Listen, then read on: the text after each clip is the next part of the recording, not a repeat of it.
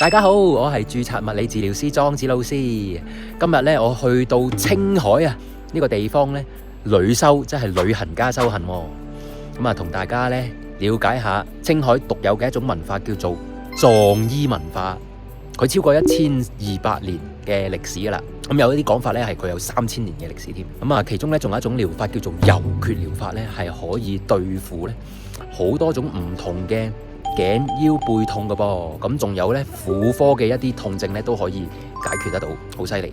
咁究竟係有幾把炮係啲咩嚟嘅咧？今日咧我就深入青海，同大家一齊去睇下咧藏醫呢個咁神秘嘅治療方法係啲咩嚟嘅。喺影片開始之前，歡迎大家 like、subscribe 同埋 share 我嘅頻道，一齊為世界創造無痛苦條件。如果咧大家係第一次睇我嘅頻道嘅話咧，我呢個頻道係關於咧呢啲科學證實嘅一啲治療嘅方法啦，同埋咧係我自己個人咧喺呢個修行路上面嘅一啲經歷嘅。首先咧我就講下點解我係會揀咗青海呢個地方咧嚟做呢個旅修先。咁首先咧呢個地方其實係位於西寧啦，咁所以係淨係機場嘅話咧就已經係屬於喺海拔高咧2200米嘅一個地方嚟嘅。佢咧嘅左手邊就已經係西藏，咁所以呢個地方其實係擁有好強大嘅藏傳文化或者藏傳佛教文化嘅一個地方嚟嘅。咁大家都知道啦，21世紀咧要處理人類健康嘅問題咧，唔係純粹嘅 physical， 即係身體上面嘅問題，係要兼顧埋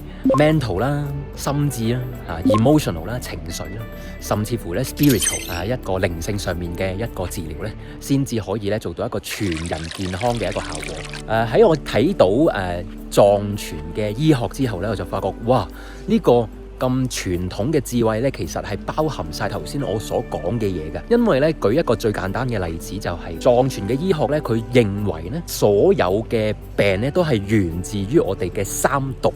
喺佛學入邊嘅三毒咧就係貪、嗔同埋痴呢3樣嘢嘅。其實都唔係一樣好難明嘅嘢嚟嘅，即係例如貪啦，即係貪食嘢、貪瞓覺、貪工作都係貪。咁大家都知咧，而家我哋有種富貴病叫做糖尿病啦，或者係黐肥啊，咁都係咧好多時候因為大家唔忍口到，想食多啲嘢。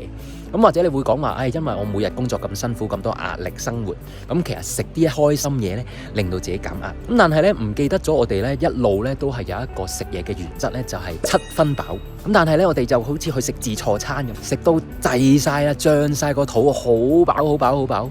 咁其實已經過咗龍。咁過咗龍嘅話咧，唔好講話頭先講嗰啲病啦。咁其實對個人嘅情緒啦、身體咧都係一個好大嘅影響嘅。咁呢個就係貪所產生嘅一啲腸胃啊、心智嘅問題嘅疾病咯。就算咧大家係冇聽過咧藏醫或者藏傳醫學呢一個字嘅話咧，都一定有聽過咧佢嘅一種代表性嘅草藥就叫做藏紅花。呢個藏紅花咧就係對咧身體咧好多部分都係有好處嘅。咁而喺青海呢個高海拔嘅地方咧出產嘅一種藏紅花咧，就係對呢個肝臟係一種非常之好嘅良藥嚟嘅。至於咧處理身體疾病，包括關節痛症啊同埋勞損嘅病症咧，佢都有一種咧好特別嘅外治方法，即係治療個治嘅方法，就係叫做柔厥療法。喺2021年咧已經被中國咧納入咗非物質文化遺產嘅傳承入邊添。咁超過1200年歷史嘅一種治療方法，佢係有工具嘅。咁陣就會俾大家睇下嗰個工具嘅。咁我會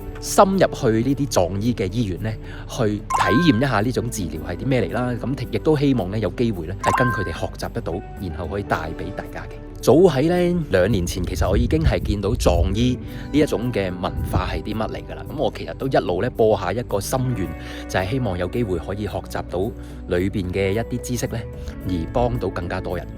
咁頭先嘅例子咧，你已經聽得到啦。可以同時間集呢一個心理草藥外治療法於一身嘅一種醫療系統咧，其實係完全係同現今嘅醫學咧係形成一個好大嘅對比。因為西方醫學就係着重咧 specialization， 就係專科化，即係你係心就心嘅問題，你係肺就肺嘅問題，就係揾肺嗰個專科醫生；你係痛咧就揾痛嗰個專科醫生。咁啲嘢咧分到好散。咁有冇一個人咧可以完全咁幫你解釋得到咧？你嗰個病由心去到個身係啲咩嚟咧？咁呢一樣嘢係好少見得到嘅。因此咧喺今次呢一個旅修之旅咧，希望可以帶到一啲 insight 可以俾大家。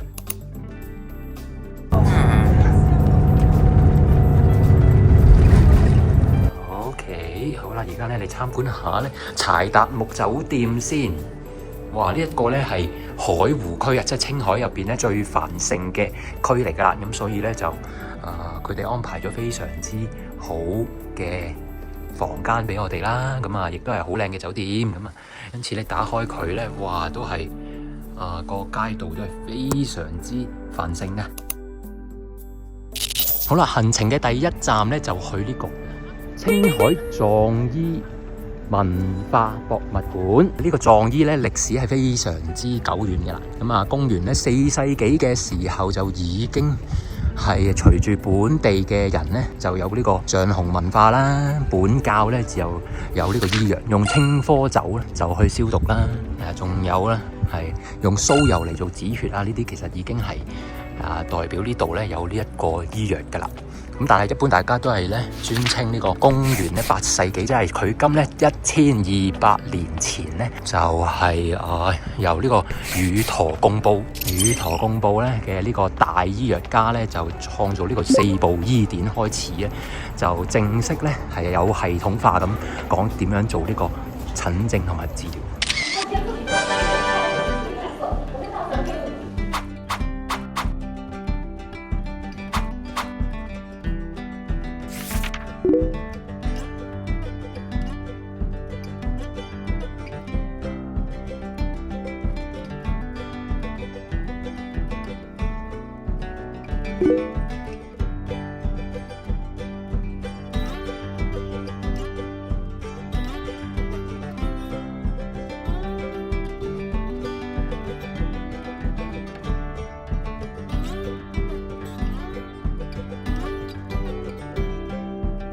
藏醫咧已經被列入咗咧非物質文化遺產啦。咁今次咧我去研習嘅咧就係呢個柔厥療法，21年已經納入咗非物質文化遺產啦。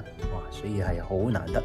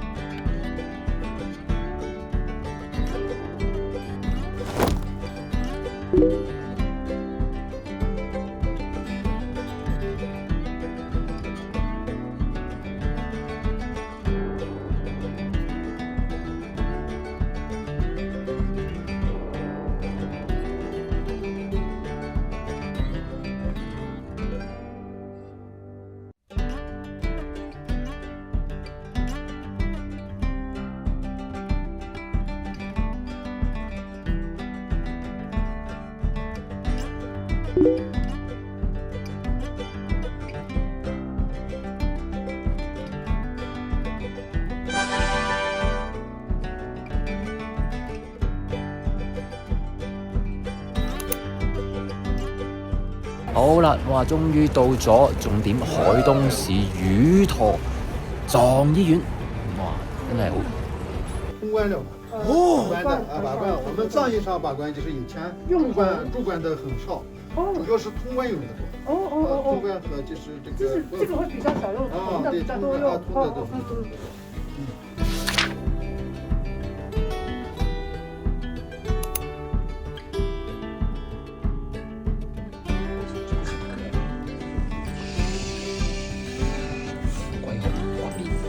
掛面嘅咩？掛面嗰個。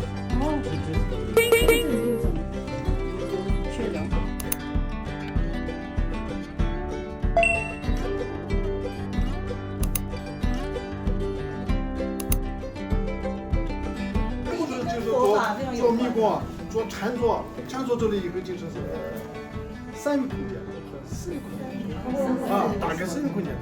高科技現在才出來就是100年不多，它幾百年前已經就是一種的變化都說出來了。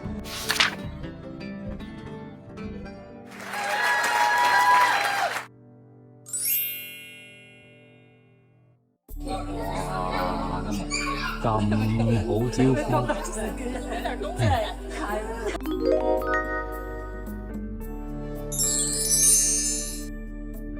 哇！好多鬼仔喎呢度。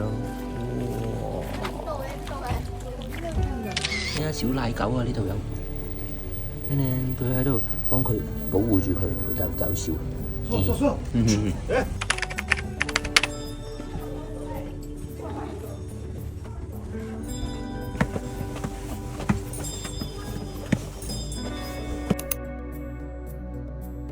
今日咧嚟到行程咧第5日咧，非常難得咧去一個叫藥草台。呢後邊呢一啲山嶺咧，全部都係咧種植壯藥嘅重要地方。咁啊，呢個就係藥草台子啦。哇，係非常之特別同埋好靈氣嘅地方。雖然今日咧就係好大霧嘅日子啊，但係咧嗰啲草藥啊，係喺呢個唔同嘅季節啦、唔同濕氣時候咧採集，唔同溫度嘅時候採集咧，採集咗出嚟之後咧，仲會經過咧特別嘅製作過程咧，先至可以入藥㗎嚇。咁所以係呢度係好特別。同尋日咧，我哋去睇嗰個藏醫院入邊所做嘅特別嘅藥咧，就係喺呢一度天然採集翻嚟。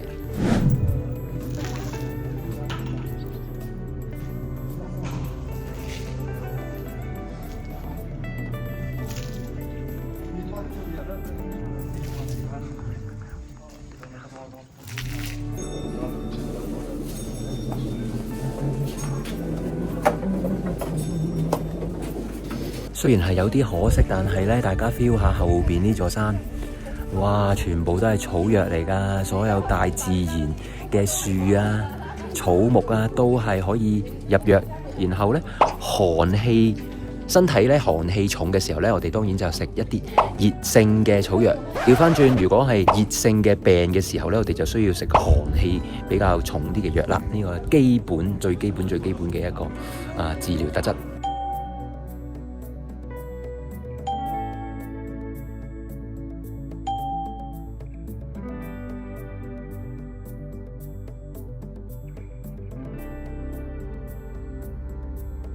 呢一個呢，就係我哋咧喺青海咧住嘅寺廟啦，真係非常之難得有呢個機會咧安排到咧喺呢個咁寂靜、咁莊嚴嘅環境嗰度住嘅。咁我哋睇下咧我嗰間房先。咁呢個咧就係我間房啦。哇，真係3人鋪嘅。不過咧就話好好啊，唔使怕咧3個人一齊瞓喎，可以喺個大廳嗰度瞓嘅。今晚我都諗住喺個大廳瞓啊。咁跟住另外咧就有個好好嘅廚房，好香，已經有一啲好好嘅食物嘅味道啦。哇，真係唔錯，但係好難得，好安排得咁好啦。係啊，呢一度咧個風景都好靚啦，同埋啲廟塔都好宏偉，你見到金色、紅色好靚嘅，係啊，咁啊好舒服、好莊嚴嘅地方啦。咁啊有個超市利民超市，細個嘅，係啊，咁跟住就有一啲真人啱啱咧中午咧就變完經啦，哇，非常好。好啦，咁咧支扎寺呢度就有個大經院啦，最特別就係佢個風水係好好嘅。咁咧原來咧呢度呢一個係個頭嚟嘅，嗱自己睇啦嚇，咁你會見到咧有個眼睛啦，有個鼻啦，同埋有個口嘅。咁咧就呢度咧就係個女身嚟嘅，即係女士咧係瞓咗喺呢一度，咁啱啲雲喺度遮住，冇辦法啦。但係咧原來佢共用咗一個頭喎，因為呢一邊係男身嚟嘅，你見唔見到呢隻係隻眼，呢度係個鼻，呢度係個嘴咧，係啊，所以咧，哇呢個支扎寺係好山好水啊！哇，今日好難得個天氣好好，所以咧啱啱黃昏時段就可以望到一個咁靚嘅美景啦。上面咧都有傳統嘅藏傳嘅奇幡密塔喺上面嘅。咁啊呢一個咧就叫做空行母嘅寺喎。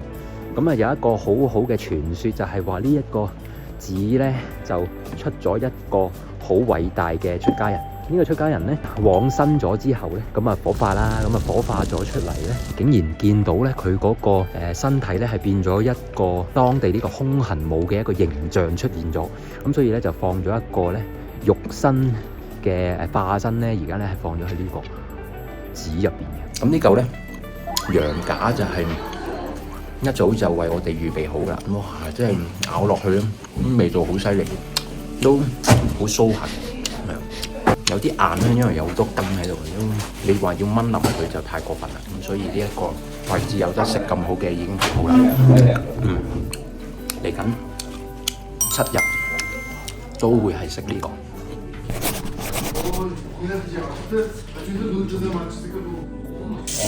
SOP number 4哇！而家頭先係黑色㗎，而家係粒粒令啊！哎呦，真係好啦，下一組同學好有壓力啦。好近距離少少就睇到呢個衛桑嘅一個位啦。咁呢個平時就係我哋會經過住就住呢邊啦。咁啊上堂咧就喺呢一邊呢個經堂嗰度嘅。咁啊逢黃昏時間咧，法師們咧就喺度做緊呢個辯經啦。哇！好難得可以見得到，咁啊聽到有啲聲音啪啪啪，咁佢哋一個儀式嚟嘅。喺呢個佛學院嗰度呢，就一般入咗嚟進修嘅話，都要超過20年呢嘅讀書時間呢，先至可以叫做畢業嘅。咁啊，所以見到咧呢一條村呢，都係成個寺廟入邊呢條村呢，又係亦都有啲 apartment 呢，係起咗呢，就俾僧人佢哋去住啦。咁啊，其他呢，聽聞呢，就係如果佢哋畢業嘅時候咧，其實係寺廟呢度係唔會再去供養佢哋嘅啦。咁佢哋係需要咧自己揾地方安居。咁所以如果佢哋嘅緣分好嘅話咧，一般咧就可能係有一啲好嘅信眾就會即係捐錢俾佢哋啦，俾佢哋去起翻自己嘅一啲樓房啊。咁佢就變咗可以繼續喺度住，或者咧就要下山咧再去翻呢個塵緣嘅地方咧，繼續弘法同埋幫更加多嘅人啦。咁啊介紹埋咧而家咧。好似見唔見到煙霧彌漫咁咧？就係而家喺我哋住緊呢一個咧大主持資宅寺入邊大主持嘅呢一個宿舍茅房入邊咧，其實係我哋今次喺呢一個地方咧stay 同埋住嘅地方嚟嘅，所以好難得可以喺寺院入邊嘅喺度住啦，同埋進修啦，咁啊好難得啦。咁啊煙霧彌漫緊咧，就係穢桑啊，即係佢哋會燒一啲桑葉咧，去除啲病垢啊，或者係供暖嘅一啲儀式嚟嘅。別緊張，放鬆，放鬆放鬆，順暢。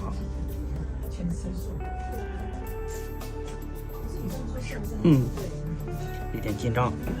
對。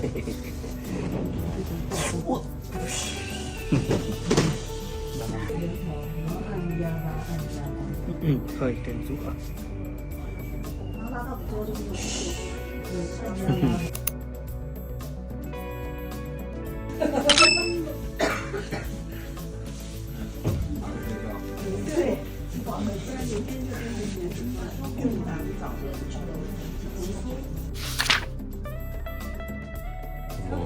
呢個熱石個治療就係咧，我尋日做嗰個治療嘅時候咧，嗰嚿石粒，哇，叮一叮下佢咧，好熱好舒服，正哇，呢個咁樣攞起手先至舒服。有去刮，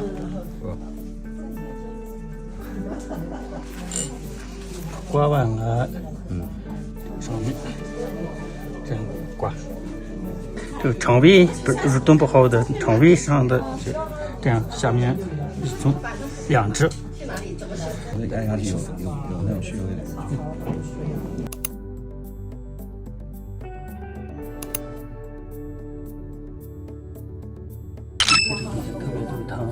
对，我就是中间这个第三节，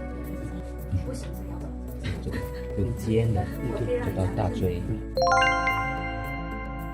哇！呢啲咧係咁大幅唐卡喎，係啊，真係每幅都真係2米乘2米咁滯。哇！呢一種嘅唐卡係好大幅。都差唔多2米乘2米，佢哋係話真唐卡啦，係活佛去畫出嚟嘅。哇，個個都10幾萬，肯定唔止啦。我哋喺博物館嗰度睇話國師級嗰啲都20-50萬咁啦，咁所以啲點子我諗係幾百萬，甚至乎係一頭啊！真係我覺得可能都值嚟嘅，好誇張，好靚。全部都是你做的。師傅做的，我是活的時候我沒有去那。哦，所以是做过发师傅做的开光一样的。哦，那你每一次都要可能用完了就要找那个这是我明年的这一批，我现在在找土啊，哦，找泥土。那主要就是去开个光一样的，有些仪式，然后再把那个药里面一放进去就可以了。然后要看时间点，时间一天的那个时间好不好？那我们之后持续使用比较久呢，那我们需要净化它吗？你越时间用的越长越好啊。我在跟他们现在在探讨我们怎么回收这个東西。青海咧呢度個支扎寺咧就位於咧海拔2460米高嘅地方嚟，佢呢就擁有超過100年歷史㗎啦，係創建喺1903年嘅。咁啊，而家咧喺度常住嘅真人咧都有500個，鼎盛嘅時期咧曾經都有800到900個。亦都出過咧50位活佛喎，即係話咧係曾經修行嘅一啲大成就者。咁佢咧會乘願歸來，即係佢哋喺往生嘅時候咧，都係繼續想喺來生幫其他咧痛苦嘅眾生救贖。咁所以咧就係有被認證咗咧50位活佛喺呢一度出現過嘅。佢呢係一個佛學院嚟嘅，咁即係話咧喺度修讀嘅學生咧就會係天文啦、歷算啦、科學啊、工藝啊、文化、佛學啊、歷史咧都係會有專修嘅。咁曾經都出咗咧超過咧20位咧格西啊。咁所謂咧格西咧就係喺我哋嘅現代嘅學歷上邊咧就係去區分啊嘛。我哋有學士、碩士、博士、博士後咁樣。咁佢哋係格西，即係話博士啊、博士後嘅一個等級。咁所以咧係有好多咧非常之高智慧嘅大德高僧咧喺呢一度咧出現過嘅。呢度咧成個支扎寺咧佔地面積咧超過100畝㗎。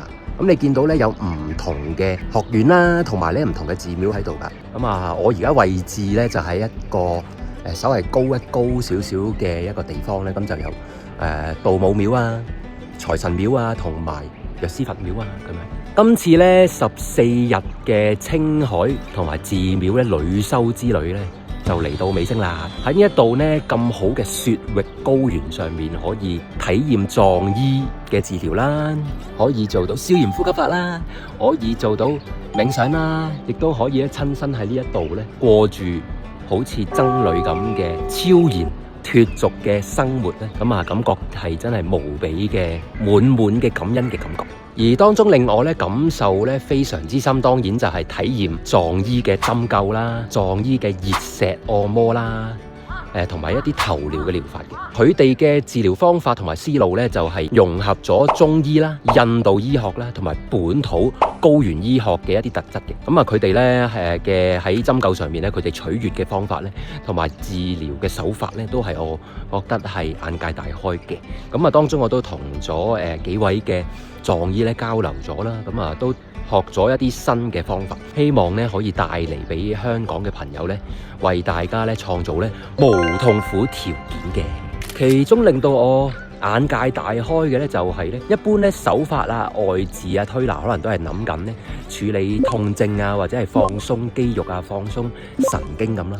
但係咧就呢個藏醫啊師傅啦，同埋佢嘅太太啊，同埋佢哋一眾咧診所嘅一啲病人咧，都曾經因為咧呢種外治即係治療嘅療法咧，係幫助咗解決咗好多咧婦科嘅一啲疾病嘅喎，包括咧我哋而家現代人好多咧呢個子宮肌瘤啊，或者係附件囊腫嘅一啲問題。哇！呢個真係非常之神奇。咁所以咧就回去嘅時候，我都要一路再研究下我哋西方醫學咧點樣可以融合到傳統古老嘅智慧咧，以一啲非常低創傷性或者幾乎係非侵入性嘅一啲方法咧，係可以成功治癒到咧當代嘅一啲奇怪嘅疾病。好啦，咁如果大家咧曾經都有試過藏醫藏藥嘅一啲經驗咧，歡迎大家可以留言俾我。如果亦都咧贊同我咧繼續去世界唔同嘅地方咧旅修啦，同埋帶一啲新嘅資訊啊、新嘅醫學知識咧俾香港咧各位嘅大家嘅話咧，就請大家咧 like 啦、subscribe 同埋 share 我嘅頻道啦，一齊為世界創造無痛苦條件。